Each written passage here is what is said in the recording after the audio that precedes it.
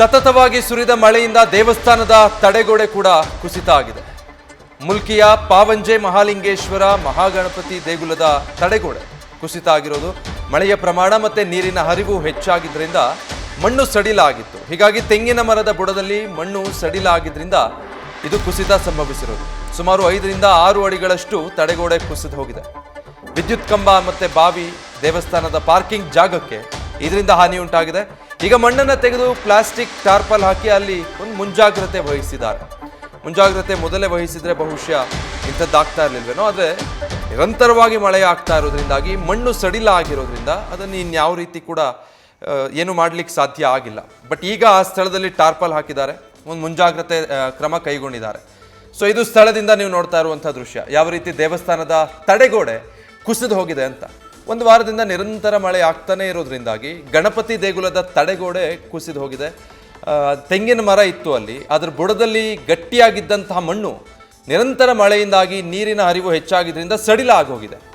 So ಅಲ್ಲಿ ಭೂಕುಸಿತ ರೀತಿ ಸಂಭವಿಸಿರುವಂಥದ್ದು. ಅಲ್ಲಿದ್ದಂತಹ ವಿದ್ಯುತ್ ಕಂಬ, ತಡೆಗೋಡೆ ಎಲ್ಲ ನೆಲಸಮ ಆಗಿದೆ.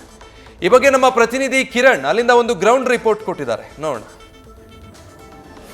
ಮಂಗಳೂರು ಸೇರಿದಂತೆ ದಕ್ಷಿಣ ಕನ್ನಡ ಜಿಲ್ಲೆಯಲ್ಲಿ ನಿರಂತರ ಮಳೆ ಸುರಿತಾ ಇದೆ. ಈ ಮಳೆ ಸುರಿತಾ ಇರುವ ಹಿನ್ನೆಲೆಯಲ್ಲಿ ಕೆಲವಾರು ಕಡೆ ಗುಡ್ಡ ಕುಸಿತಂಥ ಘಟನೆಗಳು ನಡೀತಾ ಇದ್ದಾವೆ. ನಾನೀಗ ಮಂಗಳೂರು ಹೊರವಲಯದ ಮುಲ್ಕಿಯ ಪಾವಂಜೆಯಲ್ಲಿದ್ದೇನೆ. ಪಾವಂಜೆಯ ಪ್ರಸಿದ್ಧ ಒಂದು ಪುಣ್ಯಕ್ಷೇತ್ರ ಇದು ಮಹಾಲಿಂಗೇಶ್ವರ ದೇವಸ್ಥಾನ. ಈ ಮಹಾಲಿಂಗೇಶ್ವರ ದೇವಸ್ಥಾನದ ಆವರಣ ಗೋಡೆ ಈಗ ಕುಸಿದಿರುವಂಥದ್ದು. ಕಳೆದ ಮುಂಜಾನೆಯಿಂದ ನಿರಂತರವಾಗಿ ಈ ಭಾಗದಲ್ಲಿ ಮಳೆ ಸುರಿತಾ ಇದೆ. ಈ ಹಿನ್ನೆಲೆಯಲ್ಲಿ ಈ ದೇವಸ್ಥಾನದ ಆವರಣ ಗೋಡೆ ಕುಸಿದಿರುವಂಥದ್ದು. ಇಲ್ಲಿ ಈಗಾಗಲೇ ನೀವು ನೋಡ್ಬೋದು ಯಾವ ರೀತಿಯಲ್ಲಿ ಈ ಆವರಣ ಗೋಡೆ ಕುಸಿದಿದೆ. ಯಾಕಂದರೆ ನಿರಂತರ ಮಳೆ ಸುರಿತಾ ಇರುವ ಹಿನ್ನೆಲೆಯಲ್ಲಿ ಮಣ್ಣು ಸವಕಳಿಗೊಂಡು ಈ ಭೂಮಿ ಕುಸಿದಿರುವಂಥದ್ದು. ಈ ಭಾಗದಲ್ಲಿ ಇದ್ದಂತಹ ಒಂದು ತೆಂಗಿನ ಮರ ಕುಸಿದು ಬಿದ್ದ ಹಿನ್ನೆಲೆಯಲ್ಲಿ ಇಡೀ ಆವರಣ ಗೋಡೆ ಕೂಡ ಕೆಳಗೆ ಧರಾಶಾಯಿ ಆಗಿರುವಂಥದ್ದು. ಈ ಭಾಗದಲ್ಲಿ ಬಿರುಕು ಕೂಡ ಬಿಟ್ಟಿದೆ. ಇನ್ನಷ್ಟು ಬಿರುಕು ಬಿಟ್ಟಿರುವ ಹಿನ್ನೆಲೆಯಲ್ಲಿ ಈ ಭಾಗ ಕೂಡ ಈಗ ಕುಸಿದು ಬೀಳುವಂಥ ಒಂದು ಹಂತದಲ್ಲಿದೆ. ಈ ಹಿನ್ನೆಲೆಯಲ್ಲಿ ಈ ಭಾಗದಲ್ಲಿ ಆತಂಕ ಅಂತೂ ಸೃಷ್ಟಿಯಾಗಿದೆ. ಯಾಕಂದರೆ ಇದು ತುಂಬ ಇಳಿಜಾರು ಭಾಗದಲ್ಲಿರುವಂಥ ಒಂದು ದೇವಸ್ಥಾನ.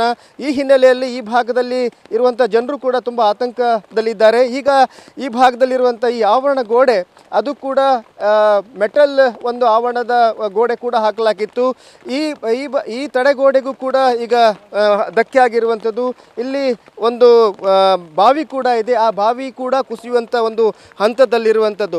ಈಗಾಗಲೇ ದಕ್ಷಿಣ ಕನ್ನಡ ಜಿಲ್ಲೆಯಲ್ಲಿ 79 ಹೈ ರಿಸ್ಕ್ ಏರಿಯಾಗಳನ್ನು ಗುರುತಿಸಲಾಗಿದೆ.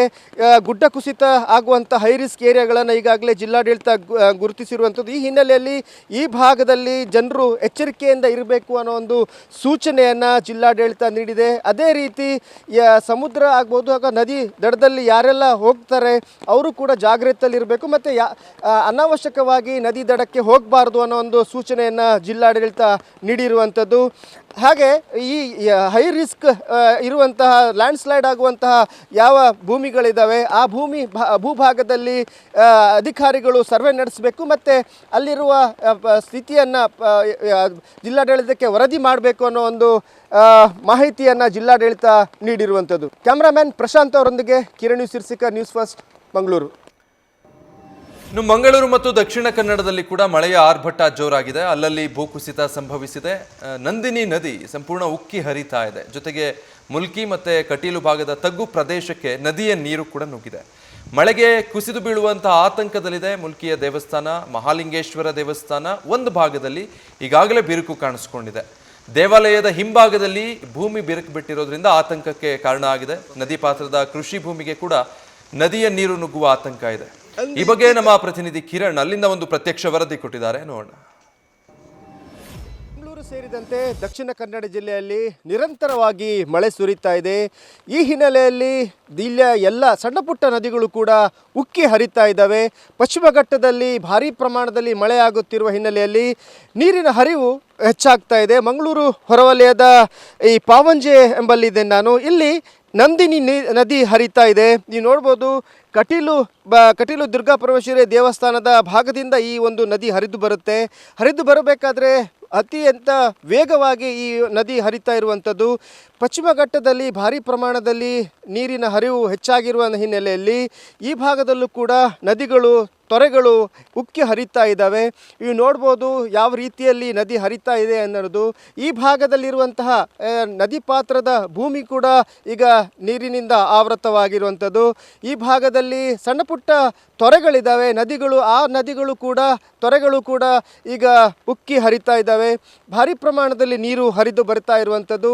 ಆ ಭಾಗದಲ್ಲಿ ಈ ನದಿಯ ಪಾತ್ರದಲ್ಲಿರುವಂಥ ಹಲವಾರು ಮನೆಗಳಿದ್ದಾವೆ, ಅಲ್ಲಿ ಕೂಡ ನೀರು ಮೇಲೆ ಬರುವಂತಹ ಒಂದು ಸಂದರ್ಭ ಇದೆ. ಈ ಹಿನ್ನೆಲೆ ಅಲ್ಲಿಯ ಜನರು ಹೊರಗೆ ಬಂದ್ಕೊಂಡು ನೀರಿನ ಮಟ್ಟ ಏರಿಕೆ ಆಗುವುದನ್ನು ಈಗ ಗಮನಿಸ್ತಾ ಇದ್ದಾರೆ. ಯಾಕಂದರೆ ಒಂದು ವೇಳೆ ನೀರಿನ ಮಟ್ಟ ಹೆಚ್ಚಾದರೆ ಅಲ್ಲಿಯ ಮನೆಗಳಿಗೂ ಕೂಡ ನೀರು ನುಗ್ಗುತ್ತೆ. ಈ ಹಿನ್ನೆಲೆಯಲ್ಲಿ ಅವರು ಕೂಡ ತುಂಬ ಜಾಗ್ರತೆಯಿಂದ ಇದ್ದಾರೆ. ಈ ಒಂದು ಬೆಟ್ಟ ಅಂದರೆ ಈ ದೇವಸ್ಥಾನ ಇರುವಂಥ ಪಾವಂಜೆ ದೇವಸ್ಥಾನ ಇರುವ ಬೆಟ್ಟದಲ್ಲಿ ಒಂದು ಬಿರುಕು ಕಾಣಿಸ್ತಾ ಇರುವಂಥದ್ದು ನೀವು ನೋಡ್ಬೋದು. ಈ ಭಾಗದಲ್ಲಿ ಈಗಾಗಲೇ ಮಳೆಯಿಂದಾಗಿ ಮಣ್ಣು ಸವಕಳಿಗೊಂಡಿದೆ. ಈ ಹಿನ್ನೆಲೆಯಲ್ಲಿ ಇಲ್ಲಿ ಬಿರುಕು ಕಂಡು ಬರುವಂಥದ್ದು. ಯಾಕಂದರೆ ದಕ್ಷಿಣ ಕನ್ನಡ ಜಿಲ್ಲೆಯಲ್ಲಿ ಈಗಾಗಲೇ ಹಲವಾರು ಭಾಗಗಳಲ್ಲಿ ಭೂಕುಸಿತ ಉಂಟಾಗಿರುವಂಥದ್ದು. ಈ ಭಾಗ ಕೂಡ ಈಗ ಕುಸಿಯುವ ಹಂತದಲ್ಲಿರುವಂಥದ್ದು. ಈಗಾಗಲೇ ಈ ಭಾಗದಲ್ಲಿ ಬಿರುಕು ಬಿಟ್ಟಿರುವಂಥದ್ದು ನೀವು ಕಾಣ್ಬೋದು.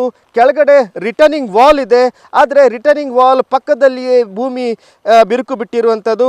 ಈ ಭಾಗದಲ್ಲಿ ಇನ್ನು ಇದೇ ಥರ ನಿರಂತರವಾಗಿ ಮಳೆ ಆದರೆ ಈ ಭಾಗ ಕುಸಿದು ನದಿಗೆ ಸೇರುವಂತಹ ಎಲ್ಲ ಒಂದು ಆತಂಕ ಇದೆ. ಈ ಹಿನ್ನೆಲೆಯಲ್ಲಿ ಈಗಾಗಲೇ ಇಲ್ಲಿ ಜಿಲ್ಲಾಡಳಿತ ಅಧಿಕಾರಿಗಳು ಬಂದು ಈಗಾಗಲೇ ಸರ್ವೆ ಮಾಡಿದ್ದಾರೆ, ಈಗಾಗಲೇ ಪರಿಶೀಲನೆ ನಡೆಸಿದ್ದಾರೆ. ಆದರೂ ಕೂಡ ಈ ಭಾಗದ ಅಂದರೆ ಆ ಕೆಳಭಾಗದಲ್ಲಿ ಒಂದು ಮನೆ ಕೂಡ ಇದೆ, ಅದು ಕೂಡ ಅಪಾಯದಲ್ಲಿರುವಂಥದ್ದು. ಈಗಾಗಲೇ ಜಿಲ್ಲಾಡಳಿತ ನದಿ ಪಾತ್ರದಲ್ಲಿರುವಂತಹ ಜನರು ಹಾಗೆಯೇ ಸಮುದ್ರ ತಟದಲ್ಲಿರುವ ಜನರು ಅತ್ಯಂತ ಜಾಗ್ರತೆಯಿಂದ ಇರಬೇಕು ಅನ್ನೋ ಒಂದು ಸೂಚನೆಯನ್ನು ಕೊಟ್ಟಿದೆ. ಈಗಾಗಲೇ ಜಿಲ್ಲೆಯಲ್ಲಿ 79ಕ್ಕೂ ಹೆಚ್ಚು ಹೈ ರಿಸ್ಕ್ ಏರಿಯಾಗಳನ್ನು ಜಿಲ್ಲಾಡಳಿತ ಗುರುತಿಸಿದೆ. ಲ್ಯಾಂಡ್ ಸ್ಲೈಡ್ ಆಗುವಂಥ ಹೈ ರಿಸ್ಕ್ ಏರಿಯಾಗಳು, ಆ ಒಂದು ಏರಿಯಾಗಳಿಗೆ ಈಗಾಗಲೇ ಜಿಲ್ಲಾ ಆಡಳಿತದ ಅಧಿಕಾರಿಗಳು ಅಲ್ಲಿಗೆ ಹೋಗ್ಕೊಂಡು ಪರಿಶೀಲನೆ ನಡೆಸಬೇಕು ಮತ್ತು ತೀವ್ರ ನಿಗಾ ಇರಿಸಬೇಕು ಅನ್ನೋ ಒಂದು ಆದೇಶವನ್ನು ಜಿಲ್ಲಾಡಳಿತ ಅಧಿಕಾರಿಗಳಿಗೆ ನೀಡಿರುವಂಥದ್ದು. ಕ್ಯಾಮರಾಮ್ಯಾನ್ ಪ್ರಶಾಂತ್ ಅವರೊಂದಿಗೆ Kiran Sirsaka, news first, Mangaluru. News first ನಿರ್ಭೀತಿಯಿಂದ ನಿಮ್ಮ ಪರವಾಗಿ.